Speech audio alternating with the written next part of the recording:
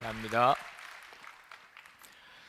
시편 강해를 잠깐 멈추고 신약 성경 빌립보서 강해를 하려고 합니다. 시편을 한꺼번에 다 150편까지 다 읽는 것보다 약간 리듬을 타는 것이 훨씬 시편의 은혜를 더 깊이 받을 수 있다는 생각도 들고, 또 신약 성경에 주시는 하나님의 교훈이 요즘 우리에게 너무 필요하다는 생각도 들어서 빌립보서 강해를 먼저 하겠습니다. 이 빌립보서 강해는 기쁨의 서신입니다. 별명이 예수를 믿는 가장 놀라운 증거 중에 하나가 사랑이고 그리고 기쁨입니다. 사실 사랑과 기쁨은 어떤 뜻에서는 서로 통하는 것이기도 합니다. 여러분은 전도할 때 전도가 이렇게 막혔다는 느낌이 들 때가 있잖아요. 내 삶 속에 영광이 드러나지 않을 때는 우리가 말로 전도하는 데는 한계가 옵니다. 내 주변에 있는 사람들이 예수를 믿는 나를 보고 예수 믿는 게 참 좋은 거구나, 그런 느낌을 받을 수 있어야 전도의 문이 열리는 거죠. 여러분이 기쁨의 사람이 되었는지는 그런 뜻에서 한번 점검해 볼 필요가 있습니다. 내가 예수를 믿는데 나는 기쁨의 사람이 되었나? 오늘 읽은 이 빌립보서는 전체가 넉 장밖에 되지 않는 짧은 성경입니다. 그런데 기쁨이라는 단어가 18번 나옵니다. 빌립보서 전체가 아주 기쁨에 충만한 사도 바울의 편지라는 것을 알 수가 있죠. 그런데 사실 이 빌립보서가 그렇게 기쁨이 넘치는 성경이 되었다는 것 자체가 잘 이해가 안 됩니다. 사도 바울은 지금 감옥에서요 이 편지를 쓰고 있습니다. 지난번 성지순례를 사도 바울의 전도 여정을 따라서 갔었을 때, 그때 이제 터키부터 시작해서 그리스를 거쳐서 이제 로마의 마지막 저희들이 도착을 하고 제일 먼저 갔던 데가 사도 바울의 순교터였습니다. 세 분수의 성당이라고 이름이 붙여져 있는데 그 성당에 가서 정말 많이 울었습니다. 사도 바울의 여정을 따라서 여행을 했었기 때문에 더 그런 느낌이 들었는지 모르겠습니다. 마지막에 사도 바울이 얼마나 비참하게 죽임을 당했나 하는 것을 그 성당에 들어가서 그 벽화들을 보면서 충격을 받았을 정도입니다. 너무 그 순교 당시의 장면을 아주 자세하게 그려 놓았습니다. 사도 바울의 목을 그 돌 받침대에다가 올려놓고 도끼로 그 목을 내려치는 그 장면을 보면서 정말 소스라치게 놀랄 정도였어요. 그 충격이 얼마나 컸는지. 그리고 그 사도 바울의 목이 떨어지면서 3번 이렇게 굴르며 튀었는데 거기마다 다 샘이 솟았다 그래서 새 분수 성당이라고 이름을 붙여진 성당을 거기에다가 지었습니다. 전도자의 마지막의 모습이 결국 이런 건가? 처음에는 그런 생각이 들더라고요. 그렇게 먼 길을 전도해서 로마까지 와서 결국은 이렇게 죽는가? 그러면서 또 한편으로는 도대체 사도 바울을 이렇게 순교하게 만든 그 복음의 영광이 뭔가? 그리고 우리에게까지 복음이 전해진 이 복음의 역사에 순교자의 피가 있었다는 것에 대해서 견딜 수 없이 그렇게 애통함이 밀려와서 한참을 울었습니다. 그 로마 감옥에 있는 거예요. 이제 순교할 바로 얼마 전에 사도 바울이 그 로마 감옥에서 편지를 썼습니다. 빌립보 교인들에게 보내는 편지를 썼는데 그 편지가 기쁨의 서신이에요. 구구절절이 기쁨이에요. 이해가 잘 안 되죠. 어떻게 그럴 수 있을까? 어떻게 그럴 수 있을까요? 사도 바울은 로마 감옥에 갇혀서 어떻게 기쁨의 편지를 쓸 수 있었을까요? 예수님 때문입니다. 예수님이 사도 바울과 함께 계셨어요. 그것은 그렇게 믿자는 게 아닙니다. 실제였어요. 그래서 사도 바울이 그렇게 기쁠 수 있었던 겁니다. 예수님은 로마 감옥에서 사도 바울과 함께 있었어요. 사도 바울은 감옥에 있다는 생각이 들지 않았습니다. 감옥에 있었지만 자기가 감옥에 있다고 생각이 들지 않았어요. 그는 예수님 안에 있다고 생각했습니다. 1절 말씀을 한번 보실까요? 1절에 그리스도 예수의 종 바울과 디모데는 그리스도 예수 안에서 빌립보에 사는 모든 성도와 또한 감독들과 집사들에게 편지하노니. 요 1절만 보고는 사도 바울이 감옥에 있다는 느낌이 전혀 안 들잖아요. 사도 바울은 자기가 에베소에 있는지 로마에 있는지 빌립보에 있는지 상관없었어요. 사도 바울은 오직 자기가 예수님 안에 있다고 생각하고 살았습니다. 실제로 그랬고요. 예수님은 사도 바울에게 정말 살아계신 분이었고 늘 동행해 주시는 분이셨어요. 사도 바울은 그것만 된다면, 예수님과 동행할 수만 있다면, 내가 예수님 안에만 있을 수 있다면 사도 바울은 어떤 것도 다 감수할 수 있었어요. 어떤 어려움도, 어떤 희생도 사도 바울은 상관하지 않았어요. 사도 바울은 예수님 안에 있는 게 소원이었어요. 이제 앞으로 우리가 보겠습니다만 먼저 잠깐 당겨 보실까요?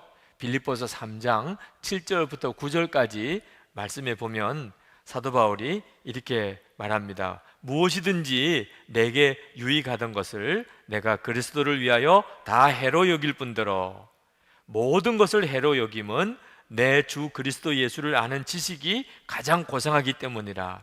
내가 그를 위하여 모든 것을 잃어버리고 배설물로 여김은 그리스도를 얻고 그 안에서 발견되려 함이니.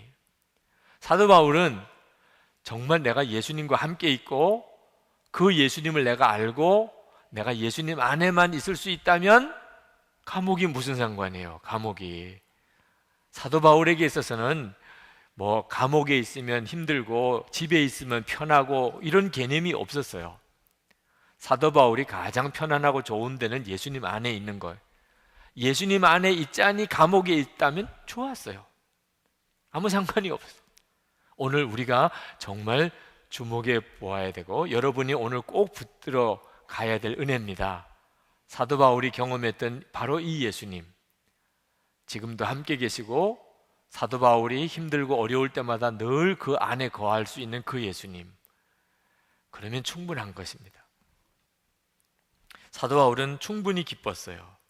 우리도 마찬가지입니다. 사도 바울만 그런 거 아니죠. 예수님은 정말 우리 안에 계시고 우리를 초청하셨어요. 내 안에 거하라 하고 주님이 초청하셨잖아요. 우리가 예수님을 정말 더욱 분명히 바라보고 사셔야 합니다. 여러분이 예수님을 바라보시면 그러면 기쁨이 여러분 안에서 솟아나요. 환경과 여건과 사람 때문이 아닙니다. 예수님 때문에 여러분 안에서 기쁨이 솟아나요.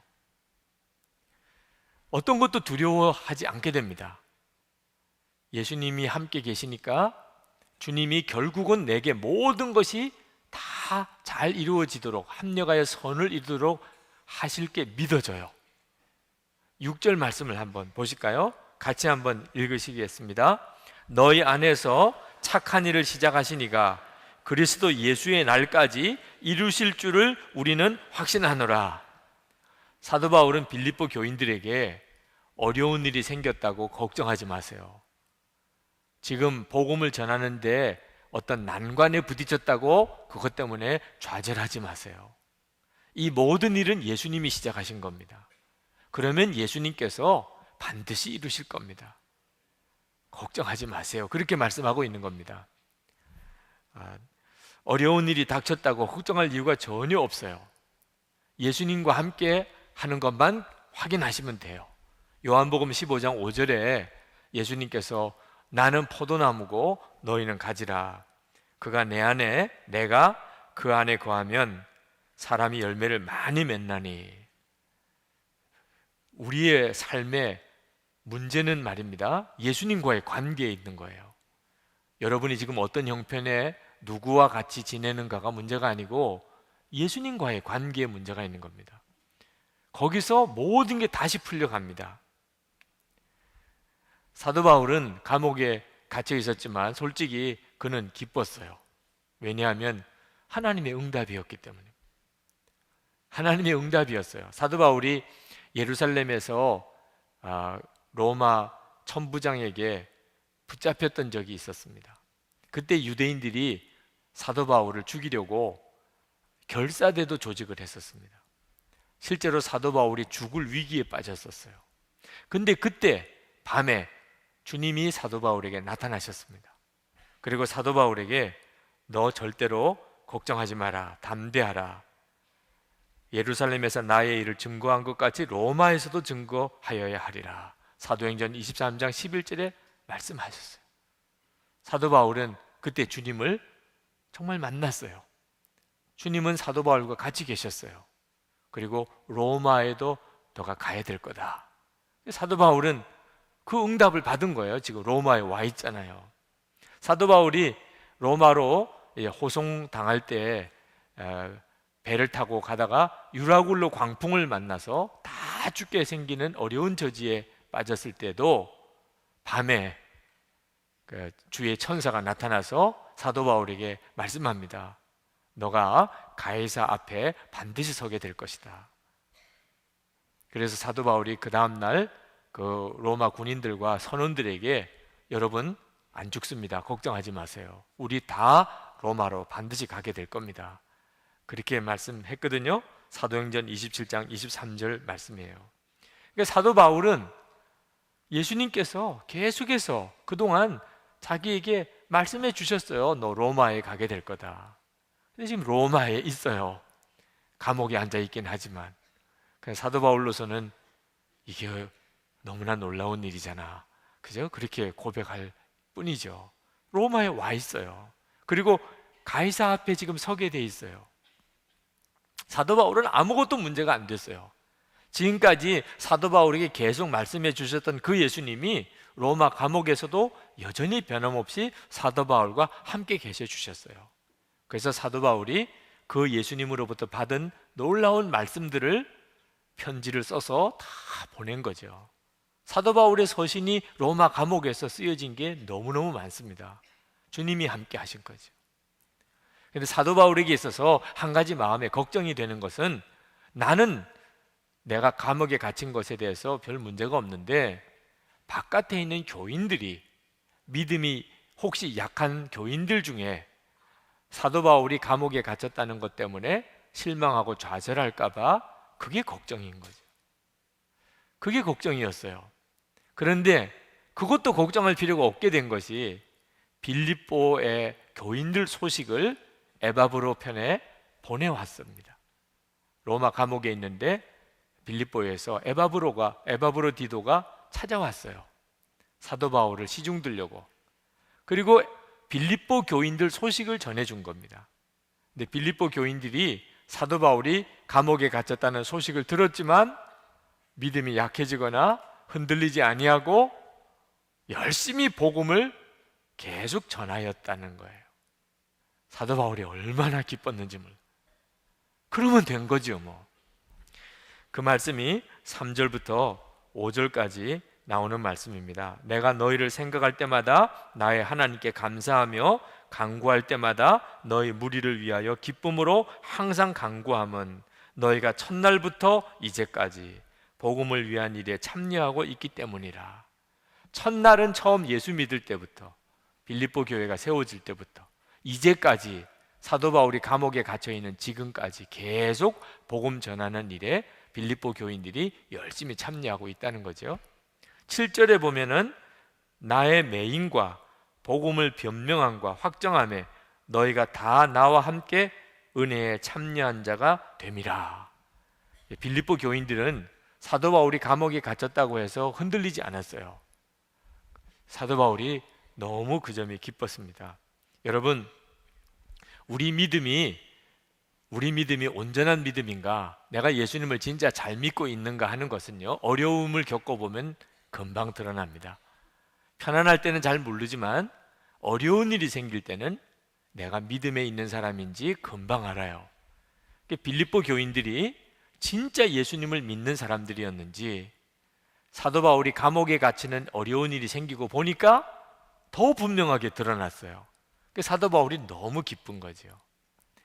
자, 사도 바울이 감옥에 갇혔다는 소식을 듣고 빌립보 교인들이 이렇게 담대할 수 있었던 이유가 뭘까요? 역시 예수님이 함께 계시는 것을 그들이 알았기 때문입니다. 빌립보 교회는 이 교회가 세워질 때 에피소드가 있습니다. 사도행전 16장에 보면 바울과 실라가 빌립보에 와서 전도를 하다가 감옥에 갇히는 일이 생겼습니다. 근데 그 한밤중에 매를 맞고 팔과 다리에 착고가 채이고 그런 바울과 실라가 한밤중에 찬송을 부르기 시작합니다. 찬송이 막 터져나와서 찬송을 부르는데 빌립보 감옥에 지진이 일어나요. 그리고 감옥 문들이 다 터져 열리고 착고들이 다 깨어져서 벗겨졌습니다. 간수장이 깜짝 놀라서 감옥에 와보고는 이건 죽었구나 싶었어요. 감옥 문들이 다 열린 거 보니까 죄수들이 다 도망간 게 분명해요. 그래서 자결을 하려고 합니다. 그때 사도 바울이 그 간수장을 말립니다. 우리가 다 여기 있으니 내 몸에 손을 대지 말라. 간수장이 그 말을 듣고 믿어지지가 않아서 등불을 들고 감옥 들여다보니까 다 죄수들이 그냥 있는 겁니다. 그때 사도 바울에게 어떻게 해야 내가 구원을 받으리까 하고 이제 자기 구원에 대한 요청을 드리고 이제 예수님을 영접하고 그리고 세례받고 빌립보 교회가 생긴 거예요. 그러니까 빌립보 교회가 생기는 일에 사도 바울과 실라가 감옥에 갇혔던 일과 관련된 에피소드가 있어요. 감옥에 갇히기를 잘한 거지 뭐. 그래야 빌립보 교회가 생기는 일이 벌어졌잖아요. 그러니 빌립보 교인들이 사도 바울이 로마에서 감옥에 갇혔다는 이야기를 들었을 때 처음에는 걱정도 했겠지요. 그죠? 그러나 기도 중에 무슨 마음이 들었을까요? 오, 로마에도 또 놀라운 일이 벌어지겠구나. 이런 생각을 할 만하지요. 왜? 우리 빌립보에도 그런 일을 겪으면서 교회가 세워졌어요. 그러니 빌립보 교인들이 사도 바울이 감옥에 갇혔다는 소식을 듣고 그들이 마음이 위축이 되기보다는 더 마음에 열심이 생기고 기도도 하고 사도 바울을 도우려고 했던 것은 예수님이 지금도 살아계시니까 빌립보에서 다 경험했어요. 그러니 로마에서도 틀림없이 주님이 사도 바울과 함께 계시니 거기에도 역사가 일어날 거라고 믿은 거죠. 여러분, 우리가 예수님을 정말 바라보고 살면 이런 담대한 믿음이 생깁니다. 정말 그래요. 우리의 삶 속에는 여러 가지 기가 막힌 어려운 일들이 많이 생기지만 여러분이 그때 되어지는 문제를 바라보지 않고 정말 예수님을 바라보시면 그러면 여러분 안에 우리 주님께서 마지막까지 우리의 모든 삶과 되어지는 일들을 주님이 선하게 이루어 주실 것이라고 하는 것이 마음이 믿어져요. 그 믿어지는 것이 기적이죠. 지난 주간에 저희 영성일기 한 부분입니다. 오늘 아침 회의 시간에 내 마음대로 되지 않는 현실에 대하여 감정을 다스리지 못하여 어려움을 겪었다. 부목사 모임에서 세심하고 철저하지 못한 듯 보이는 몇 건의 보고로 잔소리 같은 말이 길어졌다. 말의 표현이 점점 강하여졌다. 내게는 되어지는 일들이 답답함을 지나 걱정스러워 보였다. 한번 감정이 뒤틀려 좀처럼 감정 조절이 어려웠다. 시간이 지나 나의 마음에 기쁨이 없음이 깨달아졌다. 영적으로 정상이 아님을 알았다. 비로소 회의할 때 주님을 바라보지 못했다는 생각이 들었다. 나로 인하여 다들 힘들게 한 것 같아 미안한 마음도 들었다. 아직도 하루 일정이 많이 남았음을 생각하면서 말 한마디도 주님을 바라보며 해야 하겠다는 결심을 하였다. 한 사역자와 상담을 하였을 때 여러 가지로 미진함이 느껴져서 걱정스러웠으나 주님의 마음으로 말하고 격려하려고 애를 썼다. 중요한 집회를 앞두고 어느 목사님과 의논할 일이 있었는데 나도 모르게 이런저런 부정적인 말을 하다가 주님을 바라보는 중 말 한마디라도 주님이 기뻐하시는 말을 해야 할 것이 아닌가 깨닫고 나니 주님을 믿고 한번 해봅시다. 긍정적인 판단으로 돌아섰다. 그렇게 순간 바뀐 나 자신에 대하여 나도 놀랐다. 내가 관여하고 있는 중요한 단체의 임시 이사회가 열려서 이사회를 향하여 가는 마음이 무거웠다. 솔직히 골치 아픈 회의였다. 핵심 리더들 사이에 갈등을 풀어야 하는데 벗어나고 싶은 마음만 간절했다. 그렇지 않아도 할 일이 많은데 내가 왜 이런 시간 낭비를 해야 하나 탄식이 나왔다. 회의에 참석하다가 해결 가능성이 보이지 않으면 나는 그만하겠습니다 하는 마음이 들고 나오려고 했다. 그런데 회의 장소에 도착하여 걸어가는 중에 부정적인 마음이나 비판적인 생각을 버리고 즐거움으로 섬기라, 1절 사랑으로 대하라 하는 마음이 들었다. 주님의 말씀인 것이 분명하였다. 그래서 1절 말 조심해야 하겠다, 주님이 말하라고 하는 대로 말해야 하겠다 결심하고 회의에 참석했는데 예상대로 회의는 장시간 계속됐고 해결책은 없었다. 주님이 미리 말씀하시지 않으셨다면 중간에 저는 그만두겠습니다 하고 일어났을 것이지만 주님을 바라보면서 끝까지 자리를 지키게 되었다. 그런데 마지막 순간에 믿어지지 않는 반전이 일어났다. 상상도 못할 해결의 길이 열리고 모두들 너무나 기뻐하면서 정말 주님이 하셨습니다 라고 고백하며 뜨겁게 악수하였다. 주님을 믿고 순종하였더니 주님은 정말 역사하셨다. 여러분, 정말 안 된다, 이제 끝이다, 그게 정말 바른 판단일까요? 주님을 바라보고 판단하셔야 하는 겁니다. 주님을 바라보면 주님이 우리에게 믿음을 주세요. 쉽게 포기하지 않게 하세요. 마지막 순간에 주님은 어떤 일을 준비해 놓고 계신지 모릅니다. 히브리서 12장 2절에 믿음의 주요 또 온전케 하시는 이인 예수를 바라보자. 예수님은 정말 살아계시고 우리와 함께 하시지만 우리가 예수님을 분명히 바라보지 않으면 그러면 결코 믿음 안에 서 있지 못하게 됩니다. 그런데 어떤 어려운 형편이 있고 내 감정이 요동해도 그 순간에 주님을 바라보면 내 말과 행동이 달라지게 됩니다. 믿어지니까. 주님은 하실 거다, 믿어지니까 말이에요. 여러분, 이 기쁨이 말할 수가 없어요. 믿어지는 기쁨. 주님이 시작하셨으니 주님이 끝까지 책임져 주실 거다. 이게 믿어지면 끝난 거죠. 염려하고 두려움이 사라지고 내 마음에 여유도 생기고 기쁨이 일어나게 되는 거죠. 우리가 예수님을 계속 바라보게 되면 그러면 진정한 사랑도 경험하게 됩니다. 이 진정한 사랑을 경험하는 것이 또 얼마나 놀라운 기쁨인지 모릅니다.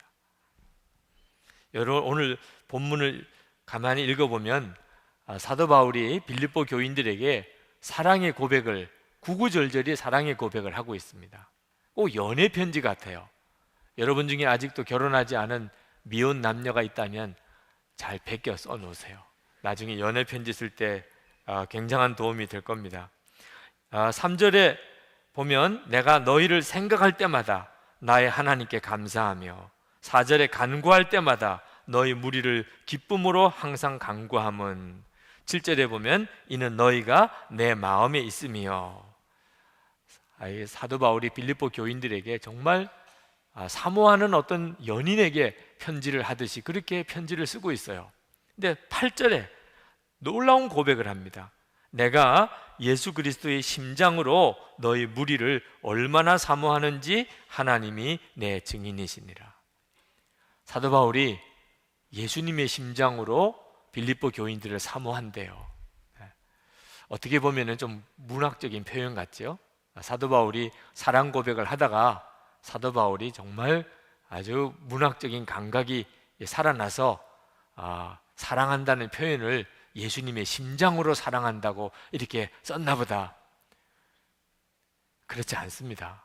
사도 바울은 그냥 사실 그대로를 쓴 거예요. 사실 그대로를. 사도 바울이 예수님의 심장으로 내가 너희를 사모한다고 이렇게 쓴 것은, 내가 여러분을 사랑하는 것은 내 사랑이 아니라 그런 뜻이에요. 내 인간적인 사랑, 빌립보 교인들을 향하여 사도 바울이 가지고 있는 인간적인 나의 사랑이 아니라 예수님의 사랑이라는 거예요. 예수님이 여러분을 얼마나 사랑하시는지를 내 마음에 부어주시고 있다는 겁니다. 그게 예수님의 심장으로 너희를 사모한다는 뜻이에요. 여러분, 우리가 예수를 믿으면 이런 놀라운 기적이 우리에게 일어납니다. 예수님의 심장으로 살게 돼요. 예수님의 심장으로 다른 사람을 대하게 되면 사랑 못할 사람이 없습니다. 우리가 어떤 사람이 사랑이 안 된다, 용서가 안 된다 하는 이유는 전부 내 심장으로 하려니까 그런 거예요. 예수님의 심장으로 하면요, 용서 못할 사람이 없다니까요. 우리가 예수를 믿는 것은 심장이 바뀐 거예요. 갈라디아서 2장 20절에 뭐라고 말씀했습니까? 내가 그리스도와 함께 십자가에 못 박혔나니 그런즉 이제는 내가 사는 것이 아니요 오직 내 안에 그리스도께서 사시는 것이라. 이게 모든 예수 믿는 사람에게 이루어진 복음이에요. 그러니까 예수를 믿는다는 말은 내 심장으로 사는 게 아니고 예수님의 심장으로 사는 겁니다. 자, 여러분 한번 실험해 보세요. 여러분 가족 중에 도무지 용납이 안 되는 사람 혹 있습니까? 그러면 예수님의 심장으로 그 사람을 바라보게 해주세요. 한번 기도해 보세요. 그렇게 될까봐 또 걱정돼서 안 하는 사람도 있을까봐 좀 염려가 됩니다만, 정말 예수님의 심장으로 제가 그 사람을 사랑하게 해주세요. 바라보게 해주세요. 여러분 혹시 주변에 꼴도 보기 싫은 사람 있습니까? 미워 죽겠는 사람 있어요? 그러면 예수님의 심장으로 그 사람을 보게 해달라고 한번 여러분 기도해 보세요. 아마 안 울고 못 베길 겁니다. 내 심장으로 보면은 용납도 안 되고 사랑도 안 되지만 예수님의 심장으로 그 사람이 보아지게 되면요, 정말 눈물로 그 사람을 위해서 기도하게 됩니다. 예수님의 심장으로 사랑 못할 사람 없어요. 사랑은 그 대상자 문제가 아닙니다. 환경과 여건 문제도 아니에요. 과거에 그 사람이 어떤 일을 했느냐고도 문제가 안 됩니다. 사랑은요, 내가 진짜 예수님을 믿느냐 아니냐 하는 문제와 관련이 있어요. 내가 안 죽고 사랑해 보려고 이런 식으로 신앙생활을 하는 사람에게는 용서, 사랑은 말도 안 되는 이야기입니다. 그러나 내가 죽고 예수로 사는 이런 믿음으로 예수를 믿는 사람에게는 사랑 안 될 사람이 없어요. 사도 바울이 지금 빌립보 교인을 향하여 가지는 사랑은 사람의 사랑이 아닙니다. 예수님의 심장으로 그렇게 빌립보 교인들이 바라보아져요. 그러니 이런 사랑은 강철도 녹일 수 있는 사랑이죠. 그런데 사도 바울만 빌립보 교인들을 그렇게 사랑한 게 아니고 빌립보 교인들도 사도 바울을 그렇게 사랑했어요. 하여튼 사도 바울이 가는 데마다 빌립보 교인들이 헌금을 보냈습니다. 조금이라도 뭔가 도움이 될 만한 물품들이 있으면 또 보냈어요. 데살로니가에 가도 보냈고, 고린도에 가도 보냈고, 로마의 감옥에 갇혔을 때 에바브로디도를 일부러 구별해서 사도 바울이 옥바라지 하라고 빌립보 교인들이 에바브로디도를 보내줬어요. 빌립보 교인들이 사도 바울을 정말 사랑했습니다. 그런데 한번 질문을 해볼 필요가 있어요. 왜 사랑했을까요? 빌립보 교인들이 사도 바울을 왜 이렇게 사랑했을까요? 사도 바울이 교회를 개척해 주었으니까? 그럴 만도 하지요. 사도 바울이 말씀이 너무 좋았으니까? 그럴 만도 하긴 해요. 사도 바울이 인물이 좋아서? 그건 아닌 것 같아요. 성경학자들이 다 사도 바울은 인물은 별로였다 그러니까. 사도 바울이 학문이 뛰어나서? 그것도 좀 이해는 돼요. 사도 바울하고 무슨 고향 사람이 같이 있었기 때문에? 그렇지 않습니다. 빌립보 교인들이 사도 바울을 그렇게 사랑했던 이유는요, 사도 바울이 정말 예수님과 함께 죽고 예수로 사는 사람이었기 때문입니다. 빌립보 교인들이 아는 사도 바울은 예수님의 진짜 종이에요. 예수님 한 분이면 충분한 사람이에요. 사도 바울은 다 배설물처럼 버리고 예수님 안에 있기를 원하는 사람이었어요. 여러분도 그런 사람을 만나면 다 사랑하게 될 겁니다. 예수님을 진짜 믿고 주님을 사랑하는 사람은 나 죽고 예수로 사는 사람을 만나면 사랑하게 돼요. 예수님으로 정말 살기 원하는 사람 만나면, 그러면 그렇게 마음이 가까워지게 느껴지게 됩니다. 그게 성도들 사이의 사랑의 비밀이에요. 지난 수요일에 우리 교회 박성호 목사님이라고 오셔서 말씀을 전해주고 가셨어요. LA에 목회하시는 목사님이신데, 그 목사님이 이 다윗과 요나단이 왜 그렇게 사랑하게 됐을까 하는 말씀을 하셨습니다. 사실 다윗과 요나단은 서로 사랑할 수 있는 관계가 못 되는 관계예요. 원수 관계입니다. 원수 관계. 그런데 다윗과 요나단은 생명도 서로 주고받을 만큼 그렇게 우정이 깊었어요. 어떻게 그랬을까? 어릴 때부터 같이 자라서 그랬을까? 학교를 같이 다녔을까? 무슨 군대 생활을 같이 했을까? 전혀 그렇지 않습니다. 전혀 모르던 사람이 만났어요. 언제 만났나? 다윗이 골리앗 앞에 물맷돌 들고 나갈 때, 그때 요나단이 다윗을 보았어요. 그런데 다윗이 골리앗 앞에 나가서 그가 뭐라고 외쳤느냐? 사무엘상 17장에 다윗의 그 고백이 나오는데 47절에 이런 구절이 나옵니다. 또 여호와의 구원하심이 칼과 창에 있지 아니함을 이 무리에게 알게 하리라. 전쟁은 여호와께 속한 것인즉 그가 너희를 우리 손에 넘기시리라. 다윗은 지금 소년입니다. 목동이에요. 군인도 아니에요. 물맷돌 하나 들고 골리앗 앞에 선 겁니다. 근데 그 골리앗을 향하여 다윗이 말합니다. 여호와의 구원하심이 칼과 창에 있지 아니한 것을 오늘 내가 보여줄 것이라. 전쟁은 여호와께 속한 것이라. 이렇게 외치는 그 목동 다윗을 요나단이 본 거예요. 그리고는 요나단이 완전히 다윗에게 빠져버렸어요. 사무엘상 18장 1절에 다윗이 사울에게 말하기를 마침에 요나단의 마음이 다윗의 마음과 하나가 되어 요나단이 그를 자기 생명같이 사랑하니라. 요나단이 다윗을 왜 사랑했지요? 하나님을 진짜 믿고 하나님의 명예가 자기 목숨보다 더 귀해요. 하나님을 위해서라면 죽으러도 나갈 수가 있어요. 골리앗 앞에서 하나님을 시인하고 증거하는 그 담대한 믿음이 요나단을 미치게 만든 거예요. 다윗을 위해서는 내 생명도 주어도 아깝지가 않아요. 요나단은 다윗에게 너가 왕이야, 너가 왕이야 그랬어요. 하나님을 사랑하고 하나님을 믿는 믿음이 요나단과 다윗을 이렇게 뜨거운 사랑의 관계로 맺어준 거예요. 이게 성도들의 사랑의 비밀이에요. 여러분, 남성 부흥회가 이제 열립니다. 남자 성도들은 이번 남성 부흥회 기간에 전부 사명의 동지로 다 연합해야 합니다. 여러분, 이 나라와 민족을 언제까지 이대로 내버려 두시겠어요?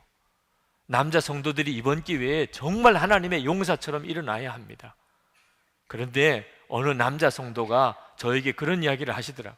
목사님, 저는 세상에 나가면 친구들이 많습니다.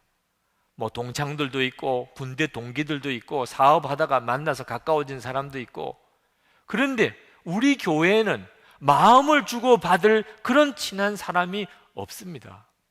그거 어떻게 하면 좋으냐고 그러시다. 혹시 여러분 중에 바깥에 나가서는 친구가 많은데 교회에서는 믿음에 좋은 그런 교제가 없는 분들이 혹 계시면 왜 그렇지요? 이유가 뭐지요? 어떻게 하면 교회 안에서 정말 서로 사랑하고 하나 되어지는 이런 교제를 경험할 수 있을까요? 제가 어릴 때 중고등부 다니고 청년부 다닐 때 하여튼 회의만 하면은 꼭 빠지지 않는 안건이요, 우리는 왜 이렇게 사랑이 없냐 그거예요. 왜 우리는 이렇게 사랑이 없냐. 그래가지고 꼭 마지막에 결론은요, 오락회로 가는 거예요. 사랑을 하려고. 그래서 사치기 사뽀뽀도 하고 수건도 돌리고 별의별 그런 게임을 하면서 그렇게 서로 친해 보려고 성도들끼리 그렇게 사랑해 보려고 했는데도 안 되는 거예요. 오락회를 더 해야 되나? 여러분, 교회 생활 하시는 분들이 이런 고민에 빠져 있는 분들이 많습니다. 왜 교회에서는 나는 뜨거운 사랑을 내가 이렇게 나누지 못할까? 그래서 우리들 나름대로 가지고 있는 방법이 밥 먹으러 가는 거예요. 밥 먹으러. 하여튼 밥 자꾸 먹으면 친해지잖아요. 그래서 계속 모이면 밥 먹자고 하는 거예요. 밥 먹는 건 효과가 있어요. 밥 자꾸 먹다 보면 친해지지요. 그런데 그건 성도의 교제라고 말하기는 어려워요. 그저 밥 먹다 보니까 친해진 거죠. 그럼 성도의 교제는 어떻게 나누는 거예요? 어떻게 성도들끼리 한 몸이 되었다고 말하는 이런 교제가 되냐 말입니다. 성도의 교제는 우리가 서로 다 정말 예수님을 진짜 믿는 거예요. 내 옛사람은 정말 예수님과 함께 죽었고 이제는 예수님이 내 생명이시고 예수님이 진짜 내 주님이시고 예수님이 내 마음에 정말 왕이시고 나는 이제 예수님 하자는 대로 하는 사람이다. 그렇게 결단하는 순간에 믿음의 동지들이 붙게 돼 있는 거예요. 그런 믿음을 가지고 있는 사람들을 보면요, 우리는 가슴이 뜨거워져요. 저 사람이 진짜 예수님에게 목숨을 걸었구나. 저 사람은 예수님을 정말 진짜 믿는구나. 예수님과 함께 정말 죽었고 예수님으로 사는 사람이구나. 그러면 우리는 그 사람을 위해서 무엇이든지 도와주고 싶어요. 저는 많은 선교사님들, 여러 목사님들, 여러 성도님들을 알지만 그렇게 마음에 기억이 나는 분들은 전부 그런 사람들이에요. 저 사람은 진짜 예수님의 사람이구나. 예수님을 위해서 그는 저의 삶 전체를 다 걸었어요. 주님께 순종하기 위해서 그는 어디든지 무엇이든지 할 수 있는 사람이에요. 그러면요, 정말 다 도와주고 싶어요. 다 도와주고. 저는 성격이 뭐 다정다감하거나 표현이 강하거나 그런 사람이 아니지만 정말 예수님으로 죽었고 예수님으로 사는 사람을 만나면요, 그냥 가서 끌어안아 주고 싶다니까. 그것도 별난 일이죠. 그 속에서부터 막 가서 그냥 끌어안아 진다니까요. 너무너무 귀하고 사랑스럽고, 그건 정말 성령님의 역사죠. 진젠돌프 백작이라는 분이 계신데 그분이 그런 말을 했더라고요. 자기는 오직 열망이 하나 있다.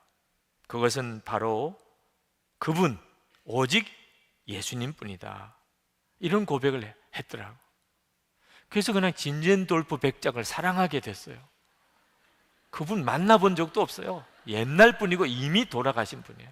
그런데 사랑하게 됐어요. 그 진젠돌프 백작이 너무너무 마음에 사랑하게 됐어요. 천국 가서는 만나겠지요. 제가 사랑했다고 이야기할 거예요. 네. 여러분들도 똑같아요. 예수님을 정말 믿고 주님을 정말 사랑하고 십자가가 통과가 된 사람들은요, 만나면 뭐 옛날에 알던 사람도 아니고 지금 사는 형편도 너무 다르고, 그런데 그렇게 오래 만난 사람 같고, 그리고 모든 걸 다 주어도 아깝지가 않는 사람이라고 느껴지는 거죠. 교회 안의 성도의 사랑은 이렇게 이루어지는 거예요. 여러분들이 예수님 안에서 분명해지면 예수님 안에 분명하게 된 사람을 만나게 됩니다. 그러면 형제, 혈육하고도 비교가 안 되게 뜨겁고 사랑하게 됩니다. 이게 교회예요. 이번에 남성 부흥회 때 여러분이 그런 거룩한 연합을 이루게 되실 것입니다. 여러분, 예수 믿고 사시는 게 기쁘신가요? 여러분이 예수님을 더욱 바라보세요. 예수님께서 여러분을 그렇게 만들어 주십니다. 9절 말씀에 빌립보 교인들을 위해 기도한다고 사도 바울이 말씀하시고, 그리고 11절에 예수 그리스도로 말미암아 의의 열매가 가득하여 하나님의 영광과 찬송이 되기를 원하노라. 예수님으로 말미암아 되는 거예요. 여러분이 예수님을 정말 분명히 아셔야 됩니다. 그러면 예수님이 여러분을 완전히 뒤바꿔 놓아요. 여러분의 삶을 완전히 바꿉니다. 여러분의 중심도, 여러분의 삶도 예수님이 다 바꿔 놓으세요. 기쁨의 근원은 여러분 속에 예수님에게 있어요. 자, 우리 같이 기도합시다. 우리 자신을 위해서도 기도하고 우리 주위에 있는 이들을 위해서도 기도합시다. 예수님만 온전히 바라보고 예수님 안에 거하기만 힘쓰겠습니다. 예수님으로 말미암아 의의 열매가 풍성히 맺어지고 하나님의 찬송과 영광이 되게 해 주옵소서. 우리 같이 통성으로 기도하겠습니다. 은혜와 사랑이 충만하신 아버지 하나님, 놀라우신 하나님의 은혜를 사랑하는 성도들에게 부어주시고 하나님 충만케 하시고 주의 능하신 손에 사로잡아 주시기를 원합니다. 오늘도 주님 앞에 나와 예배하기 위하여 모였습니다. 주님을 향한 마음이 간절하며 오늘도 주의 말씀과 함께 성령님 역사하셔서 아버지 하나님 분명하고 강하게 사랑하는 성도들을 사로잡아 주시기를 원합니다. 하나님의 놀라운 은혜로 오늘도 사랑하는 성도들의 마음의 깊은 곳에서 주님 역사해 주시기를 원합니다. 예수님, 주님을 더 분명하게 바라보게 해 주옵소서. 오직 예수님 안에 거하게 하여 주옵소서. 하나님, 어떤 일도 어떤 형편도 두려워하지 않는 담대함으로 하나님 우리를 인도하소서. 하나님, 주 예수님께서 시작하신 일 반드시 주님이 이루실 걸 믿습니다. 주 예수님, 오늘도 사랑하는 성도들 축복하소서. 그 일과 은혜로 더욱 사로잡아 주소서. 하나님의 놀라운 은혜로 함께하여 주옵소서. 오 나의 주여, 나의 아버지여, 아버지 하나님의 역사하심을 믿습니다. 오늘도 하나님 우리를 변화시키고 새롭게 하시는 분은 주님이십니다. 하나님, 우리의 마음이 간절하고 사모합니다. 주님 주관하소서. 주여 축복하소서. 주님 역사하소서. 아버지 하나님, 회복시켜 주소서. 샘의 근원이 예수 그리스도로 인하여 우리 속에서부터 넘치게 해주소서. 기쁨의 근원이 넘치게 해주소서. 가정을 살리고 일터를 살리고 교회, 하나님 속회와 선교회가 살아나게 하시고 하나님의 놀라운 부흥이 이 땅에 임하게 하여 주시옵소서. 주님 감사합니다. 역사하신 주님 찬양합니다. 놀라우신 하나님 감사합니다. 아버지 하나님, 이 시간 주의 놀라우신 은혜로 성령의 역사하심으로 하나님 앞에 예배하러 모인 모든 이들 위에 하나님 기쁨의 역사가 일어나게 해주소서. 우리 안에서부터 예수 그리스도로 말미암아 기쁨의 샘이 터지게 하여 주옵소서. 가족을 살려내고 우리의 가정을 변화시키고 우리의 일터가 새로워지고 우리가 만나는 모든 사람들에게 기쁨의 영이 전념되게 해주시고 하나님 교회가 새로워지게 하시고 하나님의 부흥이 일어나게 하셔서 이 땅에 하나님이 기뻐하는 교회, 거룩한 교회, 거룩한 성도들이 일어나게 하시고 하나님 이 민족을 치료하시고 하나님 북한을 통일시켜 주시고 세계 열방의 복음이 증거되게 하여 주옵소서. 오늘도 주님께 예배하고 찬양하고 기도하고 정성스럽게 준비한 예물을 하나님께 드려 봉헌하는 사랑하는 성도들의 예배를 받으시옵소서. 우리가 진정으로 주님을 예배합니다. 주님을 예배합니다. 주님을 찬양합니다. 주님께 감사를 올려드립니다. 세상을 이길 힘으로 우리를 축복해 주소서. 하나님, 예배하고 돌아가는 성도들 위해 거룩한 기름 부음을 주소서. 마음의 심령에서부터 주를 바라보는 눈이 뜨이게 하시고 기쁨의 샘이 솟아나게 하여 주시옵소서. 주님 감사합니다. 주님을 찬양합니다. 오늘도 병든 이들이 이 시간에 있습니다. 주 예수님, 그를 만져 깨끗하게 하여 주시옵소서. 주님, 삶의 고난과 어려운 가운데 죽음을 생각하는 이도 있고 하나님 깊은 좌절에 빠져 있는 이들도 있습니다. 우울의 영에 사로잡혀 있는 이들이 있습니다. 오늘 깨끗하게 놓아 주시옵소서. 주 예수님을 온전히 바라보게 해 주옵소서. 하나님, 먹고 사는 문제로 인한 절박함, 재정적인 빚에 눌려서 말할 수 없는 어려움을 겪고 있는 이들이 있습니다. 주님, 재정에 있어서도 하나님이신 것을 믿습니다. 정직하게 하나님 기뻐하는 뜻대로 오히려 감사의 믿음으로 나아갈 때 주님께서 살려주소서.